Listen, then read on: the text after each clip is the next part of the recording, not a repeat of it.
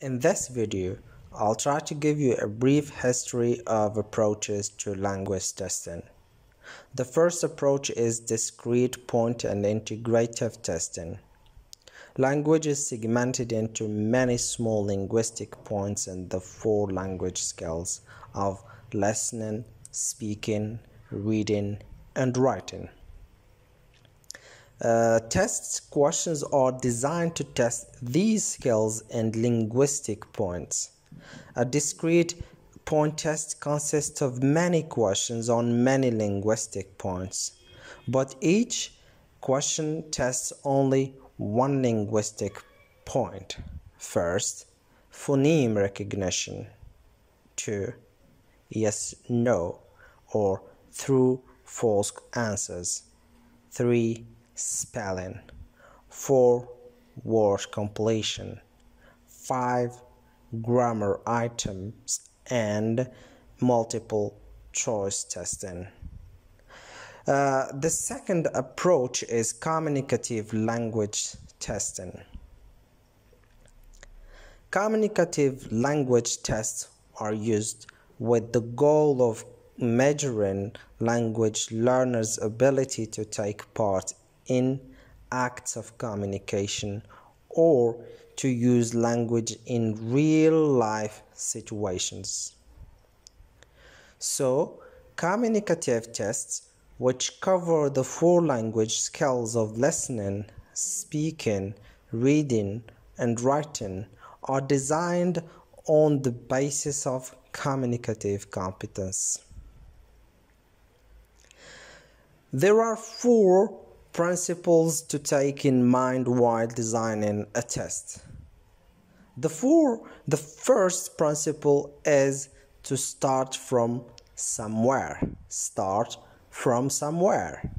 For example, test makers should state carefully what they expect test takers, meaning students, to perform when they use the target language in a specific context, which means that testers must show what they want to test. The second principle is concentration on content, means to concentrate on content, meaning designing a communicative language test. The content here refers not only on topics but also on tasks that will be implemented. The third principle of communicative test design is bias for best. Bias for best. This means that test makers should bear in mind that they should create a test that can exploit test takers' performance at their best.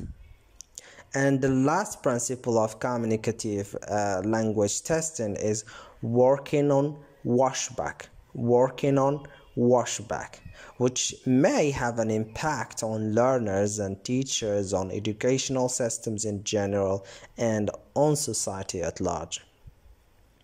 Finally, performance-based assessment approach. Instead of just offering paper and pencil selective responses, separate items, performance-based assessment of language typically involves oral production, written production, open-ended responses, integrated performance, group performance, and other interactive tasks.